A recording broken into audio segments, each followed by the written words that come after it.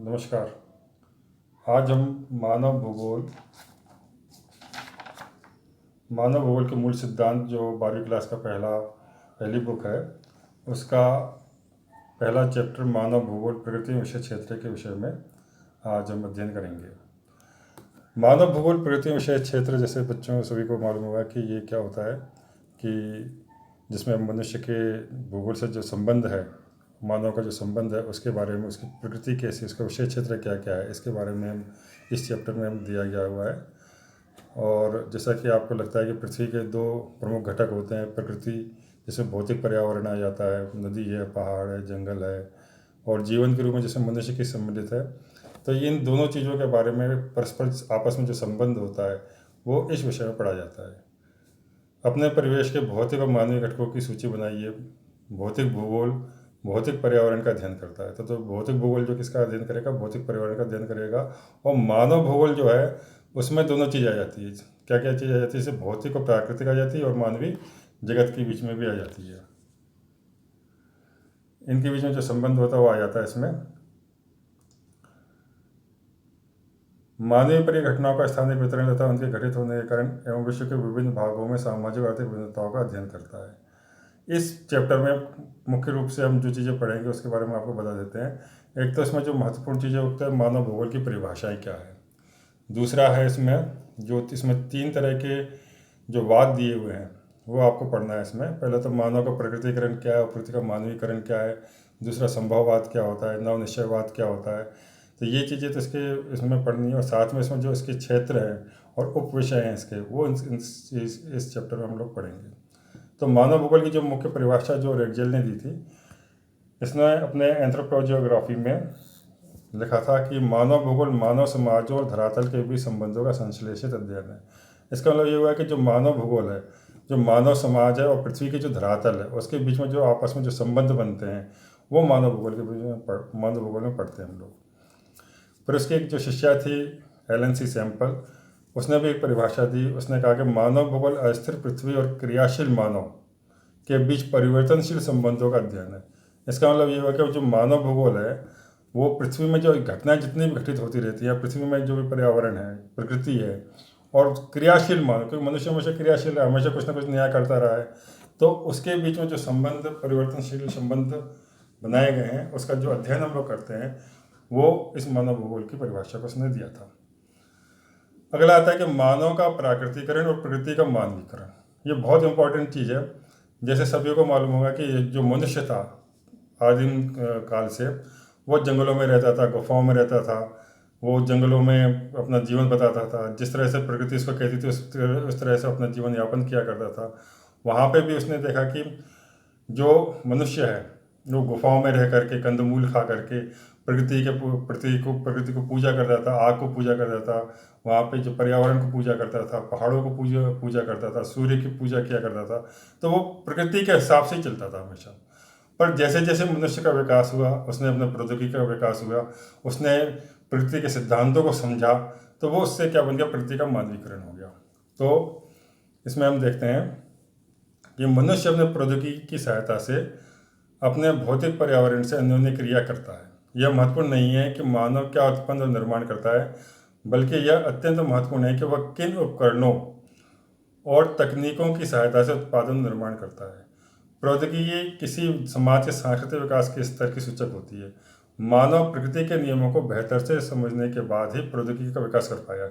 यह बिल्कुल सत्य है, क्योंकि जो प्रकृति के नियम जो थे, जिस तरह से हमने डीएनए के बारे में जाना, तो डीएनए के बारे में जानकर के अनुवांशिकी के रहस्यों का पता पड़ा, उससे बीमारियों पर विजय पाई हमने। इसके बाद जो अधिक तीव्र गति से चलने वाले जितने भी यान थे, रॉकेट है, जेट है, तो इसका विकास हमने किसके आधार पर किया? इसका विकास किया हमने वायु गति के नियमों का प्रयोग करके। तो आप देख सकते हैं कि प्रकृति का ज्ञान प्रौद्योगिकी को विकसित करने के लिए महत्वपूर्ण है, और प्रौद्योगिकी मनुष्य पर पर्यावरण की बंदिशों को कम करती है। प्राकृतिक पर्यावरण से अन्योन्य क्रिया की आरंभिक अवस्थाओं में मानव इससे अत्यधिक प्रभावित हुआ था। उन्होंने प्रकृति के आदेशों के अनुसार अपने आप को ढाल लिया। इसका कारण यह है कि प्रौद्योगिकी का स्तर अत्यंत निम्न था और मानव के सामाजिक विकास की अवस्था भी आदिम थी। आदिम मानव समाज और प्रकृति की प्रबल शक्तियों के बीच इस प्रकार की अन्योन्य क्रिया को पर्यावरणीय निश्चयवाद कहा गया। तो ये सभी बच्चे इसको ध्यान रखेंगे कि पर्यावरणीय निश्चयवाद क्या था। जो प्रकृति के अनुसार मनुष्य के बीच में जो अंतर संबंध थे, या मानव समाज और प्रकृति की प्रबल शक्तियों के बीच का जो संबंध था, जो अन्योन्य क्रिया उनके बीच में हुआ करती थी, उसको पर्यावरणीय निश्चयवाद कहा गया था। तो ये पहला पॉइंट इसका सभी बच्चों को क्लियर हो गया होगा। ये मानव को प्रकृतिकरण दिया है, तो इसमें भी वही चीज़ दी हुई है, और नीचे दिया है प्रकृति का मानवीकरण। इसके बाद आया एक संभववाद। संभववाद का मतलब क्या होता है? संभववाद का मतलब होता है कि मनुष्य को पता पड़ा कि प्रकृति के आगे भी बहुत कुछ चीज़ें हैं, संभावनाएं बहुत ज़्यादा बसी हुई है। जिस तरह से प्रौद्योगिकी का विकास होता चला गया, लोगों के अंदर जागरूकता आती चली गई, अब मनुष्य विकास करता चले गया, ज़मीनों पर उसने खेती किसानी चालू कर दी, विश्राम स्थल बना दिए, खेत बना दिए, फिर उद्यान, मैदान, तरंगित पहाड़ियों में चारागाहें, तटों पर पत्तन, महासागरीय तल पर समुद्री मार्ग, अंतरिक्ष में उपग्रह इत्यादि। तो ये सारी की चीज, इसको कहा गया संभववाद। तो दूसरा जो वाद का नाम दिया गया वो संभववाद। संभववाद का मतलब क्या है कि संभावनाएं हैं, आगे भी हम प्रकृति के आगे भी हम बहुत कुछ कर सकते हैं, मतलब आदिम चीज़ों से निकल करके सभ्य तरीके से हम आगे बढ़ सकते हैं।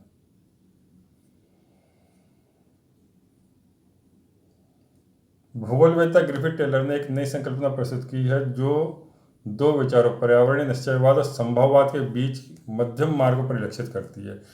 तो ये जो तीसरा वाद था वो था नव निश्चयवाद। नव निश्चयवाद ग्रिफिथ टेलर ने दिया था, जो भूगोलवेत्ता थे, और उनकी जो नीति थी, उनका कहना था कि रुको और जाओ निश्चयवाद का नाम उसको दिया था। इसलिए दिया था क्योंकि वो चाहते थे कि जो प्रकृति का जितना भी हम लोग इस्तेमाल कर रहे हैं उसका सोच समझ के इस्तेमाल करना चाहिए। कहीं ऐसा ना हो कि आने वाली पीढ़ी के लिए कुछ भी ना बचे और हम तो अंधाधुंध इसका दोहन करते चले जाएं, इसको ख़त्म करते चले जाएं। इसलिए उन्होंने कहा था कि नव निश्चयवाद इसको लेकर के आए थे, जिसमें कहा रुको। रुको का मतलब होता है कि आप देखो कि आपको इस प्रकृति ने क्या क्या दिया हुआ है, फिर उसका इस्तेमाल करो, और इसको इस तरह से इस्तेमाल करो कि आने वाली पीढ़ी के लिए भी वो बचा रहे। और उसके बाद उन्होंने कहा जाओ निश्चयवाद का नाम दिया था। तो इसमें इन्होंने तीन तरह की लाइट के बारे में बताया था, लाल बत्ती, पीली बत्ती और हरी बत्ती। तो लाल बत्ती का अर्थ जैसे होता है रुको है, एम्बर या पीली बत्ती का मतलब होता है कि ठहरो, और हरी बत्ती का मतलब होता है रुक कर तैयार होने के लिए आगे जाओ। तो ये इस चैप्टर में था तुम्हारे। इसके बाद समय के गलियारों से मानव भूगोल, और इसमें तीन तरह की चीज़ें दी हुई हैं बॉक्स में। तो मानव भूगोल की कल्याणपरक अथवा मानवतावादी विचारधारा का संबंध मुख्यतः लोगों के सामाजिक कल्याण के विभिन्न पक्षों से था। इनमें आवासन, स्वास्थ्य और शिक्षा जैसे पक्ष सम्मिलित थे। भूगोलवेत्ताओं ने पहले ही स्नातकोत्तर पाठ्यक्रम में सामाजिक कल्याण के रूप में भूगोल का एक कोर्स आरंभ कर दिया है। आमूलवादी का मतलब होता है जो रेडिकल्स होते हैं, जो परिवर्तनशील विचारधारा वाले होते हैं। उन्होंने निर्धनता के कारण बंधन और सामाजिक असमानता की व्याख्या के लिए मार्क्स के सिद्धांत का उपयोग किया। समकालीन सामाजिक समस्याओं का संबंध पूंजीवाद के विकास से था। फिर नेक्स्ट इसमें व्यवहारवादी विचारधारा। तो व्यवहारवादी विचारधारा ने प्रत्यक्ष अनुभव के साथ साथ मानव जातीयता, प्रजाति, धर्म इत्यादि पर आधारित सामाजिक समारोह के दिक्काल के बोध पर ज़्यादा जोर दिया था। इसके बाद इसमें नया हेडिंग है, इसमें मानव भूगोल के क्षेत्र और उपक्षेत्र। तो इसको हम देखते हैं यहाँ पर, ये तालिका 1.1 बनी हुई है, और इसमें मानव भूगोल की वृहत अवस्थाएं और प्रणोद दिया हुआ है। इसकी समय में दी हुई है, उपागम दिया हुआ। उपागम मतलब होता है अप्रोचेस होती हैं, उसके वृक्ष लक्षण, इसमें क्या क्या लक्षण पाए जाते हैं, ये दी हुई हैं। जैसे नंबर 1 दिया हुआ है आरंभिक उपनिवेश युग। तो इसके उपागम थे अन्वेषण और विवरण। अन्वेषण का मतलब होता है जो खोज होती थी, जो रिसर्च चलते थे, ये वहाँ पे कोई नया आविष्कार किया जाता था, वो सारी चीज़ इसमें दी हैं इसमें।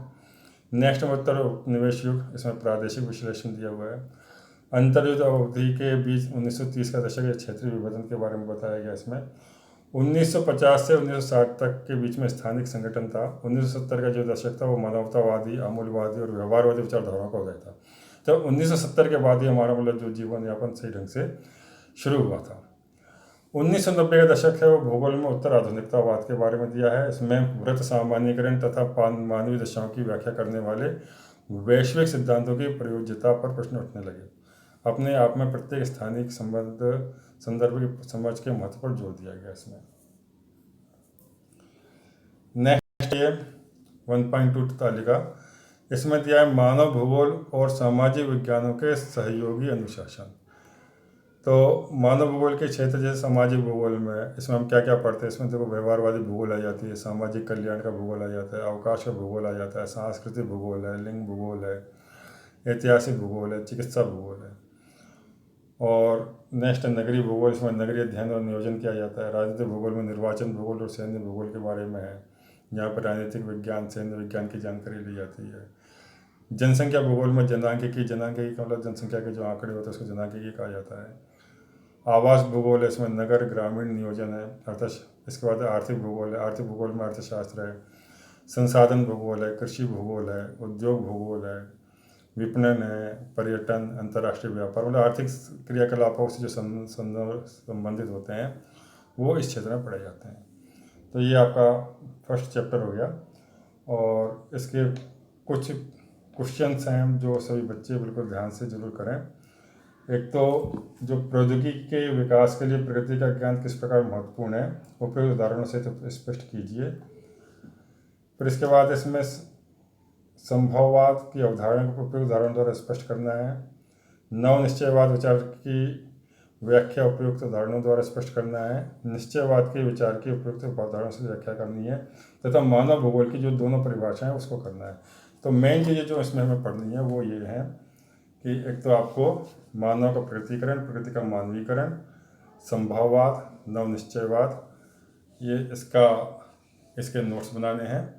और साथ में आपको जो भूगोल की जो परिभाषा दी थी रेडजेल और सैंपल ने, उनकी परिभाषा को याद करना है। धन्यवाद, थैंक यू वेरी मच। आप सेकंड चैप्टर के लिए सेकंड वीडियो देखेंगे हम लोग और उसका अध्ययन करना है।